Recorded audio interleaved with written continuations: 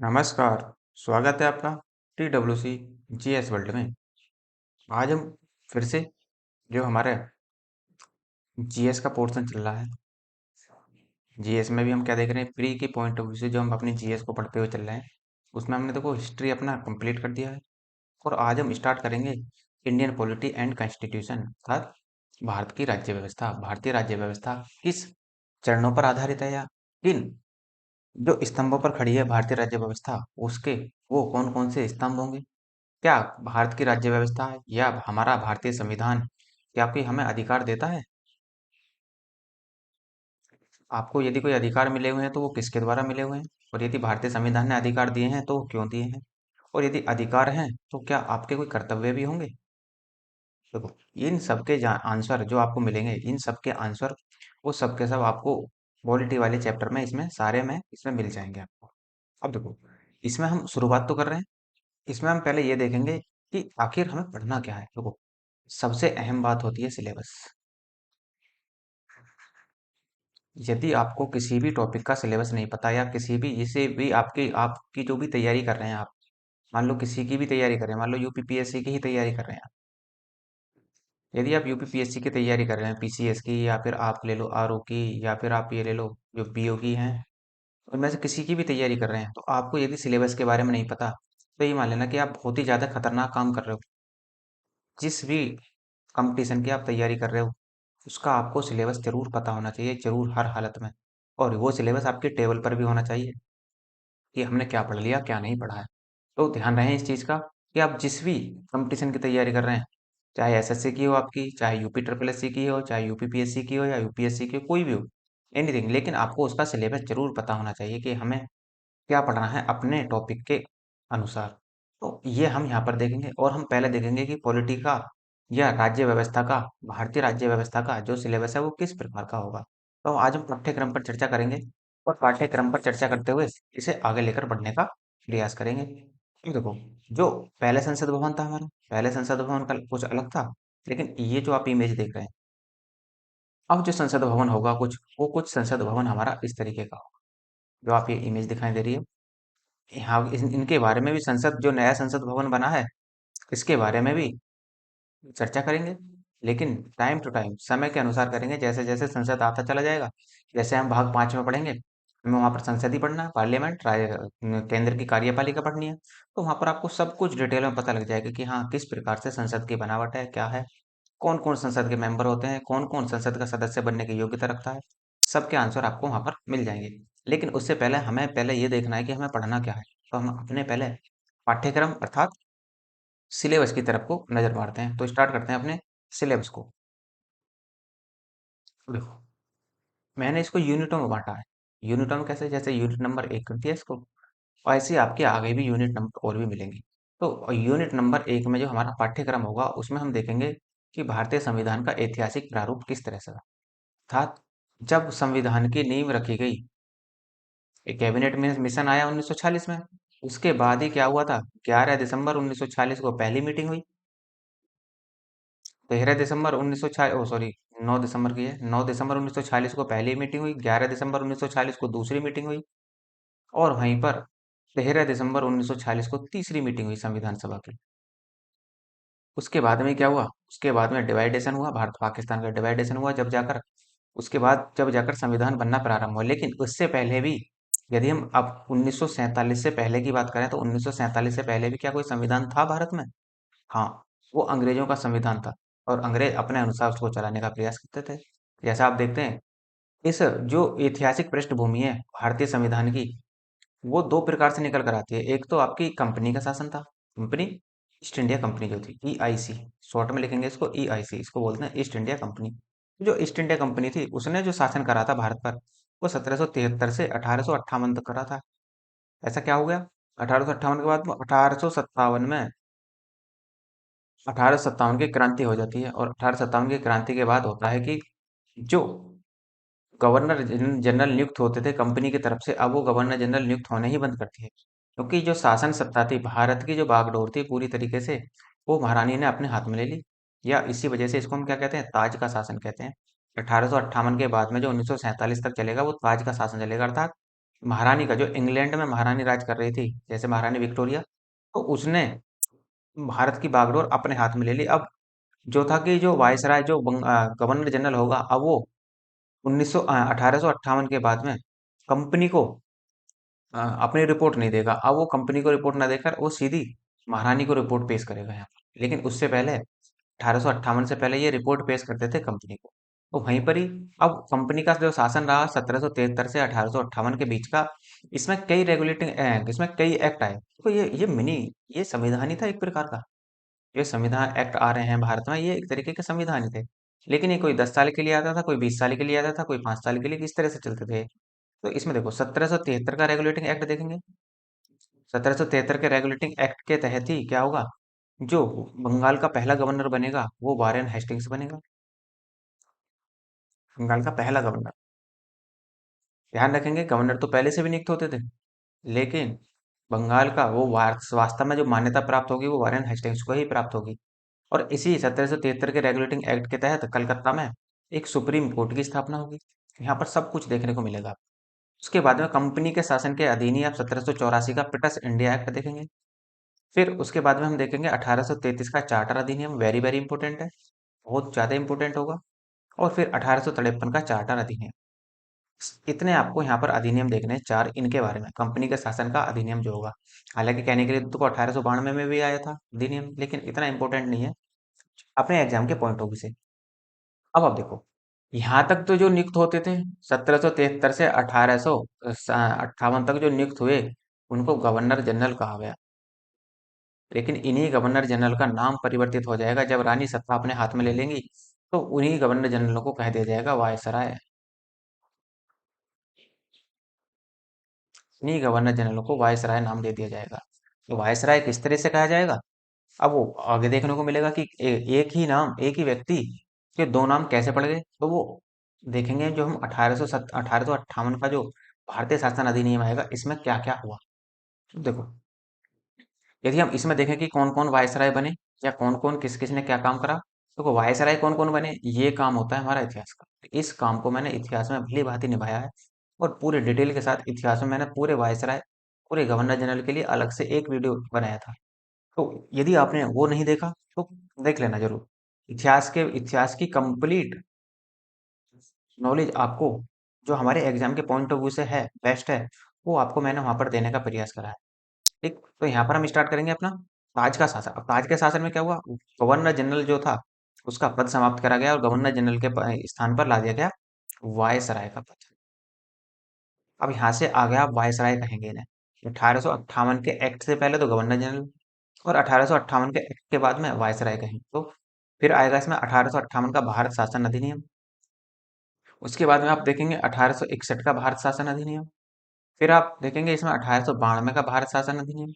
उसके बाद में 1909 का भारत शासन अधिनियम, वेरी वेरी इंपॉर्टेंट होगा। मार्ले मिंटो सुधार अधिनियम के नाम से भी जाना जाता है, मार्ले मिंटो सुधार अधिनियम। ऐसे ही 1919 का शासन अधिनियम आएगा, भारत शासन अधिनियम आएगा जो 1919 का, तो इसमें क्या होगा, इसे मॉन्टेग्यू चेम्सफोर्ड सुधार अधिनियम कहेंगे। मॉन्टेग्यू चेम्सफोर्ड सुधार अधिनियम।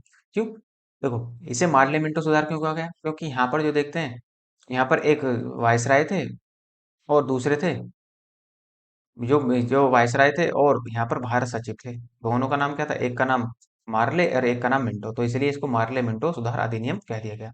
ऐसे ही इसको मॉन्टेग्यू चेम्सफोर्ड, चेम्सफोर्ड यहाँ के वायसराय बने, और जो मॉन्टेग्यू थे वो यहाँ के भारत सचिव थे 1919 के अधिनियम में। क्या क्या हुआ वो सब कुछ देखेंगे यहाँ पर भी। ऐसे ही 1935 का भारत शासन अधिनियम, वेरी वेरी इंपॉर्टेंट है, और सबसे ज्यादा प्रभाव जो जो वर्तमान भारतीय संविधान है उस पर यदि किसी का पड़ा है, तो भारत शासन अधिनियम 1935 का ही पड़ा है। फिर आएगा 1947 का भारत शासन अधिनियम।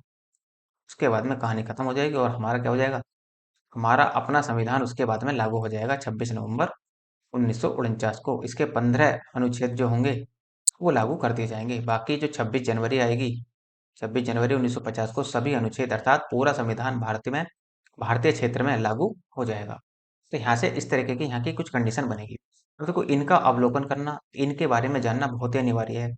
ये जो है, ये जो आप पॉइंट देख रहे हैं ना, ये पूरा पॉइंट कंपनी का शासन और ताज का शासन जो देख रहे हैं आप, ये पूरी तरीके से, एक तरीके से देखा जाए तो ये कॉमन है इतिहास के लिए भी और पॉलिटी के लिए भी।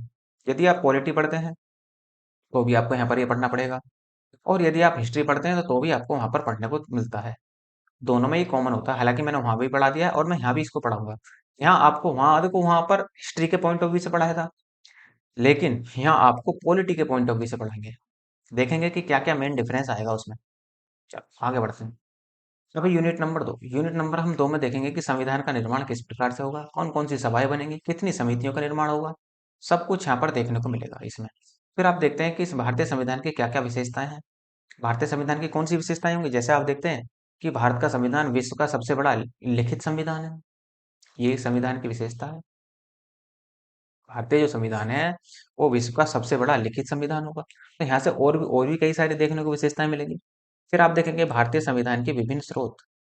विभिन्न स्रोत का अर्थ ये होता है कि कहाँ से हमने, जैसे मान लो, जैसे हमने भाग 3 है हमारे पास, भाग 3 में हमारे मूल अधिकार है, आर्टिकल 12 से 35 तक।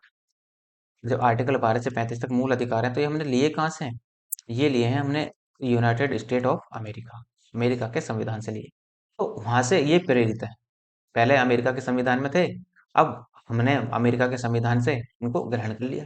जैसे आप देखेंगे भाग 4 में नीति निर्देशक तत्व है, इनको बोलते हैं हम डीपीएसपी, शॉर्ट में बोल देते हैं DPSP, directive principle state policy, अर्थात राज्य के नीति निर्देशक तत्व।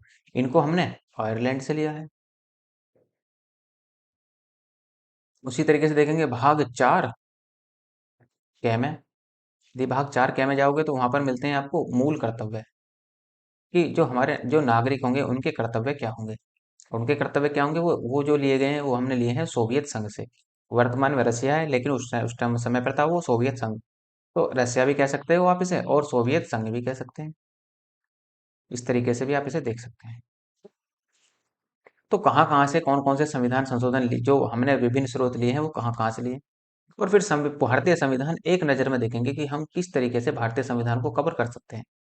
बड़ा इंटरेस्टिंग ही टॉपिक होगा आपका, देखो, क्योंकि इसमें आपको अपने अधिकार, और प्लस आपको अपने कर्तव्य, और प्लस सरकार के द्वारा निभाए जाने वाले कर्तव्य, और सरकार के अधिकार, सब कुछ आपको क्लियर, क्रिस्टल क्लियर हो जाएगा इसमें जब तक पॉलिटी समाप्त होगी। हालांकि देखो, मेरे हिसाब से 18-19 यूनिट बनेंगी। तो 18-19 यूनिट बनेगी।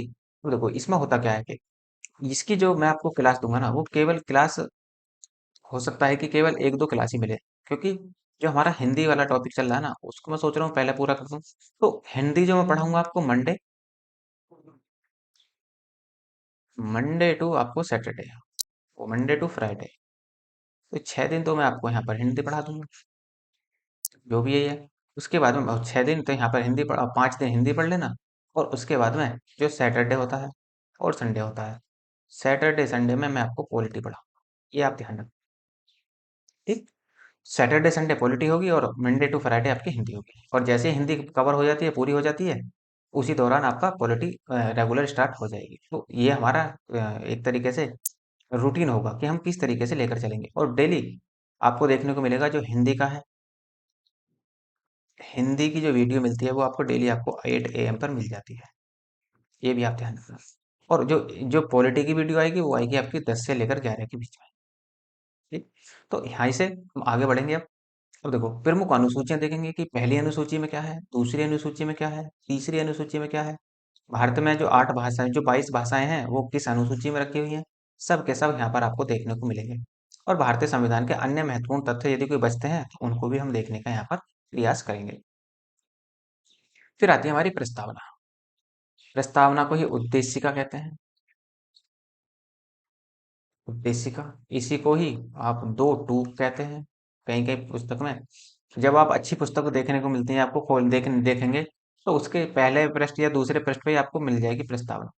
वहां पर क्या होते हैं, प्रस्तावना में होते हैं लेखक के अपने विचार रखता है लेखक की, उसने पूरी पुस्तक में क्या रखने का प्रयास किया है। तो कहीं कहीं आपको प्रस्तावना देखने को मिल जाती है, कहीं आपको दो टूक देखने को मिल जाता है, और कहीं आपको उद्देशिका और कहीं आपको प्रस्तावना देखने को यहाँ पर मिल जाएगा। अब प्रस्तावना कैसी है, कहाँ से स्टार्ट होती है, जैसे हम देखते हैं कि प्रस्तावना जो स्टार्ट होती है वो हम भारत के लोग, भारत के लोगों से स्टार्ट होती है, अर्थात वी आर इंडियन, हम भारत के लोग, इस तरीके से हमारी प्रस्तावना स्टार्ट होगी। यहाँ पर आप देखेंगे कि प्रस्तावना के अंदर कितने प्रकार की समानता है, कितने प्रकार के न्याय हैं, कितने प्रकार की स्वतंत्रता दी हुई है प्रस्तावना में, और क्या प्रस्तावना में संशोधन किया जा सकता है, संशोधन किया जा सकता है, यदि हाँ तो किस बेस पर किया जा सकता है, और यदि नहीं तो क्यों नहीं किया जा सकता। इन सब के आंसर आपको यहाँ पर देखने को मिलेंगे। क्या प्रस्तावना में एकाध बार संशोधन हो चुका है, और जो सुप्रीम कोर्ट है, सुप्रीम कोर्ट क्या कहता है इसके बारे में। तो जिस जिस जिस बाद में जो जो हुआ है वो मैं आपको सब कुछ यहाँ पर बताऊंगा कि प्रस्तावना में किस सुप्रीम कोर्ट ने कब ये कह दिया कि प्रस्तावना संविधान का अंग नहीं है, कब किस वाद में संविधान सुप्रीम कोर्ट ने ये कह दिया कि प्रस्तावना संविधान का अंग है। तो उसके बाद में यदि अंग है तो क्या उसमें संशोधन होगा। यदि प्रस्तावना संविधान का अंग है, सुप्रीम कोर्ट ने ये कह दिया, तो संविधान का अंग है तो वो संशोधनीय है, उसमें संशोधन किया जा सकता है। और इसी बेस को लेकर आप आगे बढ़कर इसमें देखेंगे कि क्या क्या इसमें संशोधन हुए। फिर है हमारी यूनिट नंबर 4, और यूनिट नंबर 4 में आप देखेंगे भाग एक। भाग एक में देखने को मिलेगा, देखो भाग टोटल कितने हैं, वर्तमान में तो 25 हैं।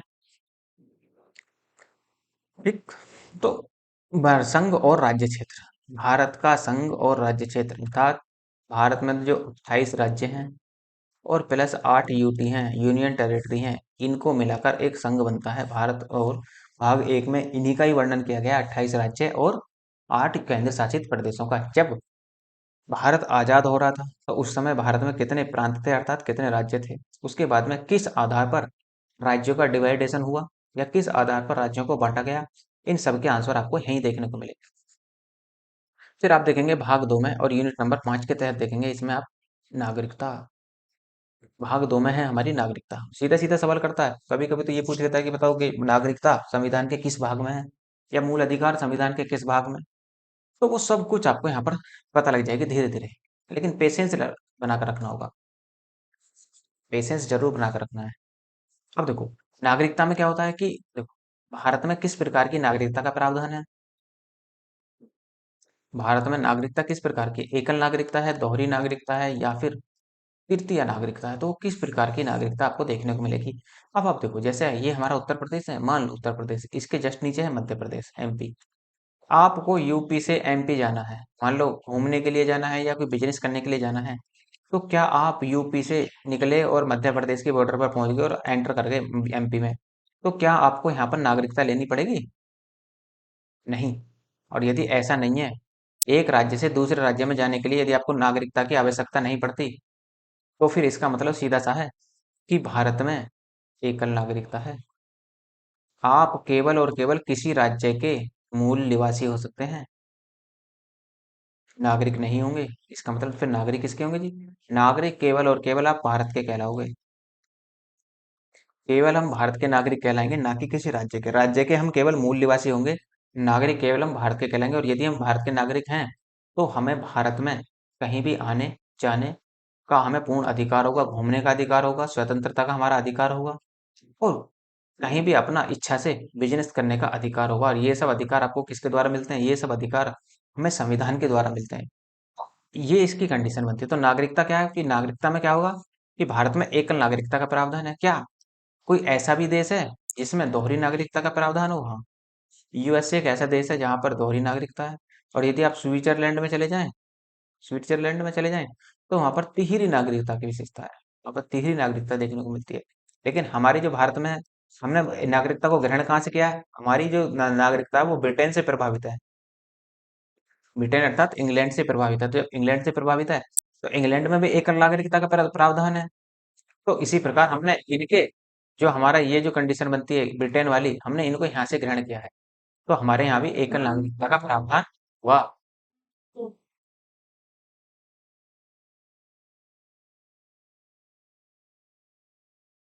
भाग 6, भाग 6 क्या कहता है? सॉरी, यूनिट नंबर 6 है हमारी, और यूनिट नंबर 6 में देखेंगे हम भाग 3। भाग 3 क्या कहते हैं? भाग 3 में है मूल अधिकार। ये आप ध्यान रखना, मूल अधिकार वेरी वेरी इंपॉर्टेंट है। देखो मेंस के पॉइंट ऑफ व्यू से भी पूरी तरह से इंपॉर्टेंट है, प्री के पॉइंट ऑफ व्यू से भी वेरी वेरी इंपॉर्टेंट है। देखो क्योंकि कुछ चीजें ऐसी होती हैं जहां पर हमें टाइम देने की ज्यादा आवश्यकता पड़ेगी। तो ये जो आपका टॉपिक है भाग 3, इस पे आपको टाइम देने की बहुत ज्यादा आवश्यकता होगी, क्योंकि हो सकता है कि ये एक वीडियो में भी कवर ना हो पाया। क्यों? क्योंकि यहाँ पर आर्टिकल जो है वो 12 से 35 आर्टिकल है, और आपको अपने अधिकार पता लगेंगे कि क्या क्या हमारे अधिकार हैं। जैसे यहाँ पर दिया हुआ है समता या समानता का अधिकार है आपके पास। आपके पास स्वतंत्रता का अधिकार है। आपके पास शोषण का अधिकार है। आपके पास धार्मिक स्वतंत्रता का अधिकार है। आपके पास संस्कृति और शिक्षा का अधिकार है। और संवैधानिक उपचारों का अधिकार भी आपको यहीं देखने को मिलेगा। और देखो, जो हमारे मूल अधिकार हैं वो प्रेरित कहाँ से हैं? मूल अधिकार प्रेरित हैं यूएसए के संविधान से, क्योंकि हमने यूएसए के संविधान से इनको ग्रहण किया हुआ है। तो 6 मूल अधिकार आपको देखने को मिलेंगे, और 6 में भी आपके जो अधिकार हैं वो 12 से 35 तक आपको देखने को मिलेंगे। ठीक है, नेक्स्ट है। नेक्स्ट है आपकी यूनिट नंबर 7 और भाग 5। भाग 5 में ही है संघ की विधायिका, अर्थात संघ की कार्यपालिका को पूरी तरीके से, विधायिका को हम यहाँ पर देखेंगे कौन कौन होते हैं। भाग 5 में कौन कौन शामिल होते हैं, जैसे आप देखते हैं लोकसभा। लोकसभा में जो लोकसभा का प्रमुख होते हैं वो प्रधानमंत्री होते हैं। फिर मंत्री परिषद देखेंगे इसी में, और इसी के तहत आपको देखने को मिलेगी राज्यसभा। तो यहाँ पर संघ की जो आपकी विधायिका होगी, इसके तहत हमें लोकसभा देखने को मिलेगी। इसके तहत ही हमें राज्यसभा देखने को मिलेगी, और लोकसभा के प्रमुख प्रधानमंत्री होंगे, और प्रधानमंत्री में ही कौन होंगे? मंत्रिपरिषद होगी। देखो, प्रधानमंत्री कौन होते हैं? लोकसभा के अध्यक्ष होते हैं, लोकसभा के प्रमुख होते हैं। क्योंकि जो लोकसभा के जो सांसद होते हैं वो ही क्या करते हैं? जो प्रधानमंत्री पद के दावेदार होते हैं उन्हीं को जाकर वोट करते हैं। तो इस प्रकार क्या होगा, यहाँ पर हम हमें लोकसभा को भी पढ़ना है, प्रधानमंत्री को भी पढ़ना है, और मंत्रिपरिषद, और साथ साथ राज्यसभा को भी यहाँ पर हम देखते हुए चलेंगे। फिर है आपका यूनिट नंबर 8 में हम देखेंगे राष्ट्रपति को देखेंगे और उपराष्ट्रपति को देखेंगे। हालांकि देखो, ये भाग 5 के ही अंग हैं, राष्ट्रपति और उपराष्ट्रपति, ध्यान रखना इसका। क्योंकि जो उपराष्ट्रपति होंगे वो कौन होते हैं? राज्यसभा के,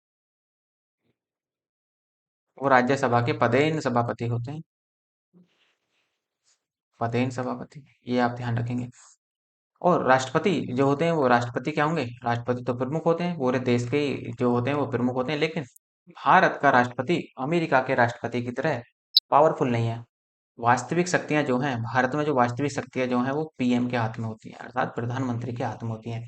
लेकिन अमेरिका की में यदि हम अमेरिका के राष्ट्रपति से तुलना करें, तो अमेरिका के राष्ट्रपति से, अमेरिका जो पावर होती है अमेरिका के राष्ट्रपति के हाथ में, जो पावर अमेरिका के राष्ट्रपति के हाथ में होती है वो पावर भारत के राष्ट्रपति के पास नहीं होती। तो इस तरह से राष्ट्रपति भारत में एक नाम मात्र का कह लो कि पद होता है। हालांकि जितने भी काम होंगे राष्ट्रपति के नाम से होंगे, लेकिन उन सबको काम को करेंगे कौन? उन सबको करेंगे पीएम, जो वर्तमान पीएम होंगे। जैसे वर्तमान में मोदी जी हैं, तो वर्तमान में मोदी जी जो हैं वही आपके पीएम सारे काम करेंगे। ऐसे उपराष्ट्रपति होंगे। अब देखो, जैसे राष्ट्रपति आप देखें तो राष्ट्रपति वर्तमान में कौन है? वर्तमान में है द्रौपदी मुर्मू। और उपराष्ट्रपति का भी चुनाव हो चुका है, तो उपराष्ट्रपति जो है वो है जगदीप धनखड़। जगदीप धनखड़। तो इन चीजों को भी थोड़ा थोड़ा याद रखने का प्रयास करना। हालांकि यदि आप तैयारी कर रहे हो तो ये तो आपको वैसे ही पता होंगे, क्योंकि ये डेली करंट के मुद्दे होते हैं, अक्सर आ ही जाते हैं। फिर यूनिट नंबर 9 में देखेंगे आप न्यायपालिका को। लेकिन ये ध्यान रखना, न्यायपालिका भी अभी भी क्या है? न्यायपालिका को अब हमने यहाँ पर यदि हम भाग में देखें तो वो सर्वोच्च न्यायालय जो है, सर्वोच्च न्यायालय तो भाग 5 का हिस्सा होगा।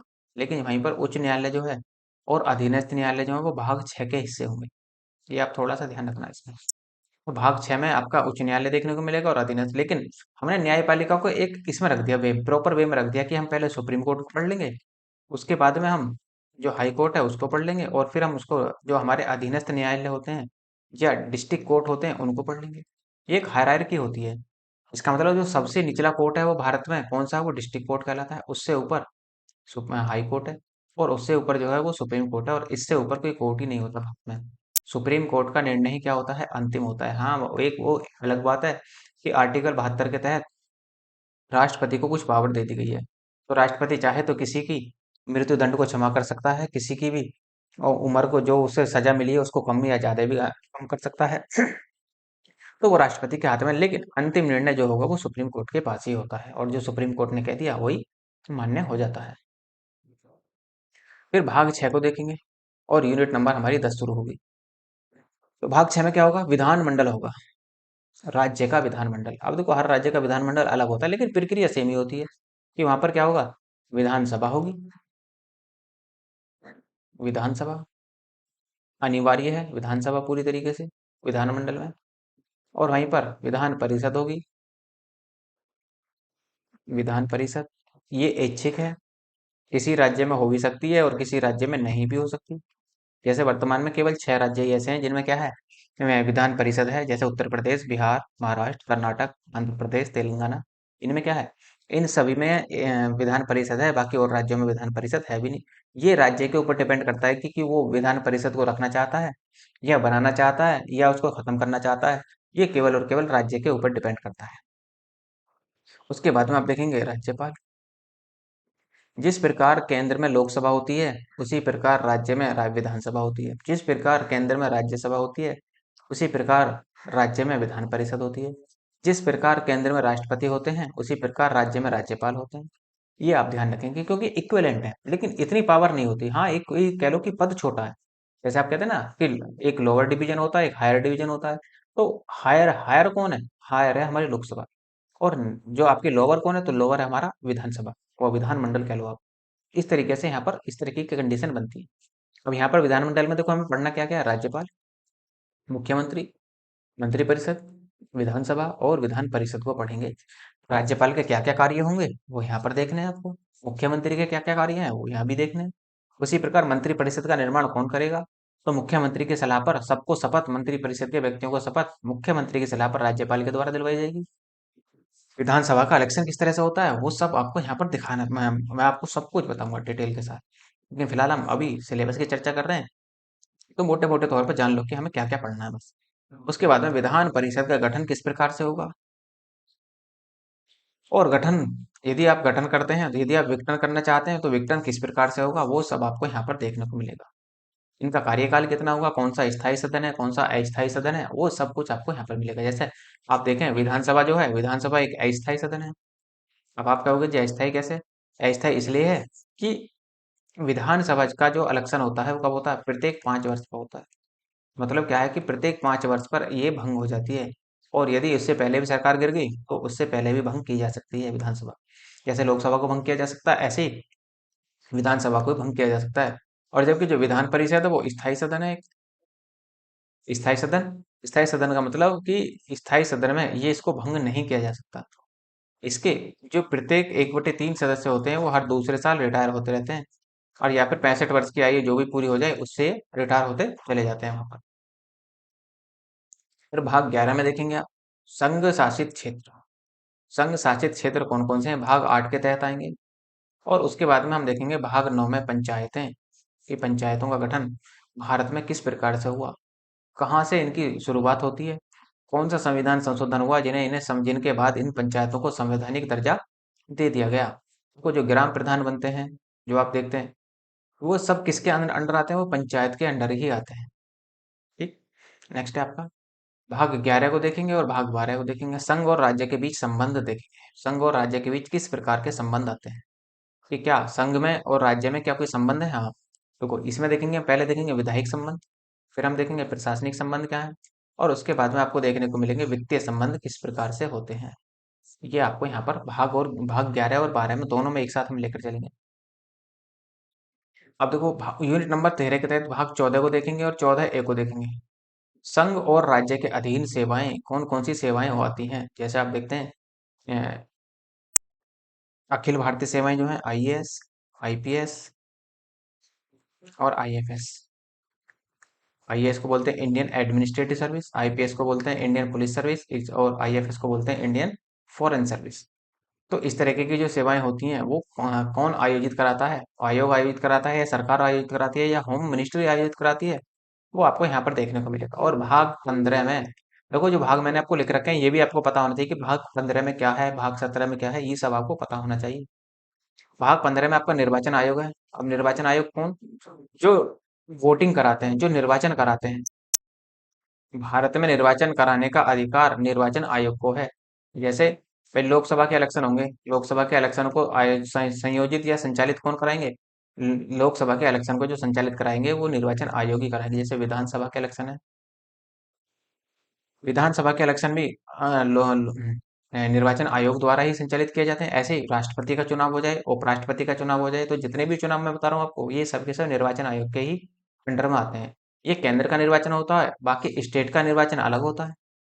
लेकिन ध्यान रखना, विधानसभा के जो इलेक्शन होंगे वो निर्वाचन आयोग ही कराएगा। लेकिन यदि पंचायत के चुनाव होने या फिर मेयर के चुनाव होने हैं किसी राज्य में, तो वहां पर उस राज्य का निर्वाचन आयोग ही इन्हें आयोजित कराता है, ना कि मेन निर्वाचन आयोग।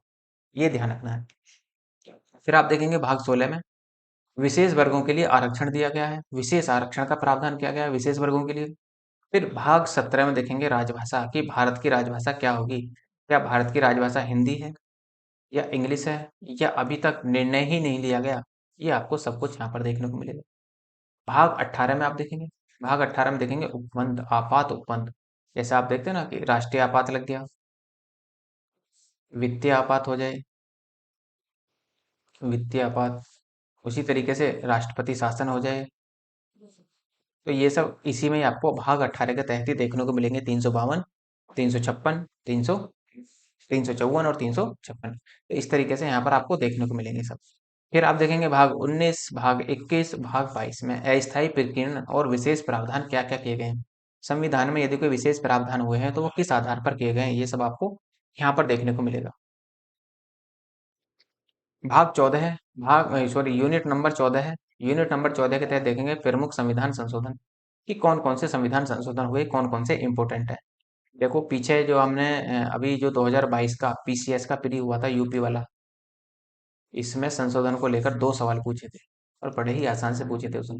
इसलिए क्या हो जाता है, जो संविधान संशोधन है वो बहुत ज्यादा इंपॉर्टेंट हो जाते हैं। तो जब एक ही टॉपिक से दो दो सवाल पूछेगा तो वो तो आपको लिए इंपॉर्टेंट बनना ही बनना है। संसद के विभिन्न पदाधिकारी कौन कौन होते हैं, ये सब आपको यहाँ पर देखने को मिलेगा यूनिट नंबर 14 के तहत। उसके साथ विधेयक आएंगे। कितने प्रकार के विधेयक होते हैं, जैसे आप देखते हैं साधारण विधेयक, धन विधेयक, वित्त विधेयक, संविधान संशोधन विधेयक। किस आधार पर पास होते हैं, कौन सा विधेयक लोकसभा में पेश किया जाता है, कौन सा विधेयक राज्यसभा में पेश किया जाता है, और क्या कोई ऐसा भी विधेयक है जो लोकसभा या राज्यसभा में किसी में भी पेश किया जा सकता है, या फिर कोई ऐसा भी विधेयक है जो केवल लोकसभा में ही पेश किया जाता हो, या फिर कोई ऐसा विधेयक है जो केवल राज्यसभा में ही पेश किया जाता हो। इन सब के आंसर आपको यही मिलेंगे। इनमें जो विधेयक आपके 4 प्रकार के देखने को मिलेंगे। सदन में बैठकों की शुरुआत कैसे होती है, ये भी आपको यहीं देखने को मिलेगा। और सदन में प्रस्तुत होने वाले महत्वपूर्ण प्रस्ताव कि कौन कौन से प्रस्ताव प्रस्तुत होने हैं, लोकसभा स्पीकर की क्या भूमिका होती है, यहाँ पर आपको देखने को मिलेगा। फिर आपको देखने को मिलेंगी संसदीय समितियां। तो जो संसदीय समितियां बनेंगी, तो संसदीय समिति जो होती हैं वो 2 प्रकार की होती हैं, स्थायी समिति और अस्थायी समिति। स्थायी समिति अलग अलग प्रकार की होती है। स्थायी समिति क्या होती है, ये प्रत्येक वर्ष इनका निर्माण होता है स्थायी समितियों का। जैसा आप देखते हैं लोक लेखा समिति, तो इस तरीके से जो लोक लेखा समिति है आपकी एक स्थायी इसमें आती है, स्थायी समिति में। और अस्थायी समितियां कौन सी होती हैं, अस्थायी समितियां होती हैं जो किसी विशेष बात पर चर्चा करने के लिए बनाई जाती है, और वो उस बात को लेकर वो अपनी रिपोर्ट प्रस्तुत कर दे, उसी दौरान उस समिति को क्या कर दिया जाता है, खत्म कर दिया जाता है। तो उनको अस्थायी समिति का नाम दे दिया जाता है। अब देखो इतना तो हमें यहाँ पर पढ़ना है, ठीक। ये आपको इतना जरूर लेकर चलना है। बाकी एक यूनिट नंबर 1 और बच रही है आपकी 17। अब इसमें देखो यूनिट नंबर 17 में आप क्या देखेंगे, संसदीय विशेषाधिकार देखेंगे, संसद के कौन कौन से विशेषाधिकार हैं। फिर हम यहाँ पर देखेंगे वित्त आयोग, फिर केंद्रीय सूचना आयोग, केंद्रीय सतर्कता आयोग, केंद्रीय अन्वेषण ब्यूरो और नीति आयोग। यहाँ पर आपको सब कुछ देखने को मिलेगा। ये भी आपका टॉपिक इंपॉर्टेंट है, बहुत ज्यादा इंपॉर्टेंट होगा। हालांकि जो मैंने आपको दिखाया है सिलेबस के अकॉर्डिंग, वो ज्यादातर ज्यादातर आप उस पर स्टार लगा सकते हैं पूरी तरीके से, क्योंकि सवाल की जो होती है ना प्रकृति, सवाल की प्रकृति वो कहीं ना कहीं इनसे मैच खाती है। और ज्यादातर ये मान लेना कि 90 से 95% सवाल आपके यहीं से हिट होंगे। ये आप ध्यान रखना जरूर। 90 से 95% सवालों को आप यहीं से, जितना मैंने आपको सिलेबस दिखाया है, यहीं से ही हिट हो जाने वाले हैं आपके। चाहे आपका एग्जाम छोटा हो और चाहे आपका एग्जाम बड़ा हो। तो कुछ छोटा है तो ज़्यादा पढ़ने के लिए मिल जाएगा, अच्छी बात है। लेकिन यदि बड़ा है तो आपको उसके अनुसार से भी यहाँ पर आप निश्चिंत हो सकते हैं प्री के पॉइंट ऑफ व्यू से। तो जैसे आपका यूपीपीसीएस है, बिल्कुल निश्चिंत हो सकते हैं आप इसको लेकर। एमपीपीसीएस है, बीपीएससी है, तो सबसे आप इन चीज़ों से निश्चिंत हो सकते हैं पॉलिटी को लेकर। लेकिन एक आपको प्रॉपर वे में पढ़नी होगी, ध्यान लगाकर पढ़नी होगी। ठीक। तो इसके जो हमने देखा वो सिलेबस हमारा इतना ही है। तो देखो, इस चैनल से जुड़ने के लिए आप टेलीग्राम ज्वाइन कर लीजिए। वहाँ पर आपको टाइम टू टाइम नोटिफिकेशन मिलता रहता है, कौन सी वीडियो कब आने वाली है। और यदि आप टेलीग्राम यूज नहीं करते तो आप व्हाट्सअप ज्वाइन कर लेना। व्हाट्सएप से भी आप जुड़ सकते हैं, वहाँ पर भी जो दोनों के लिंक है वो डिस्क्रिप्शन में दोनों के दिए हुए लिंक है आपके, उसके साथ साथ। और यदि आपको लेक्चर अच्छा लगा हो तो लाइक कीजिए, शेयर कीजिए और सब्सक्राइब करना ना भूलें। धन्यवाद।